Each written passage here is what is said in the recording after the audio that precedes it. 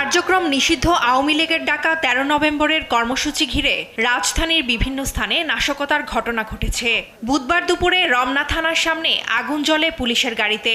যদিও পুলিশ বলছে গাড়ির ব্যাটারির শর্ট সার্কিট থেকে আগুন লাগে। মঙ্গলবার রাতে গুলিস্তান ও কারওয়ান বাজার সহ একাধিক স্থানে ঘটে ককটেল বিস্ফোরণের ঘটনা। বুধবার রাতে আশুলিয়ায় থেমে থাকা একটি বাসে আগুন দিয়েছে দুর্বৃত্তরা। বাসে ঘুমন্ত চালক দ্রুত জানালা দিয়ে লাফিয়ে প্রাণে বাঁচলেও পুড়ে গেছে বাসটি। গাজীপুরের বাসন, কাশিমপুর ও শ্রীপুরে পৃথক স্থানে সড়কের পাশে দাঁড়িয়ে থাকা ৩টি বাস মঙ্গলবার রাতে আগুনে পুড়ে গেছে। ব্রাহ্মণবাড়িয়ার বিজয়নগরে গ্রামীণ ব্যাংক অফিসে পেট্রোল ঢেলে আগুন লাগায় দুর্বৃত্তরা। পুড়ে যায় আসবাবসহ গুরুত্বপূর্ণ কাগজপত্র। এই পরিস্থিতি মোকাবেলায় সর্বোচ্চ কঠোর অবস্থানে আছে বলে জানিয়েছে পুলিশ। যারা যে ভীতি করা একটা পরিস্থিতি বা তারা বিভিন্ন রকম যে অপতৎপর চালাচ্ছে, এটা আমরা কঠোর হস্তে দমন, কারণ আইনের যেটুকু প্রয়োগের ক্ষমতা আছে এটা আমরা সর্বোচ্চ প্রয়োগ করব।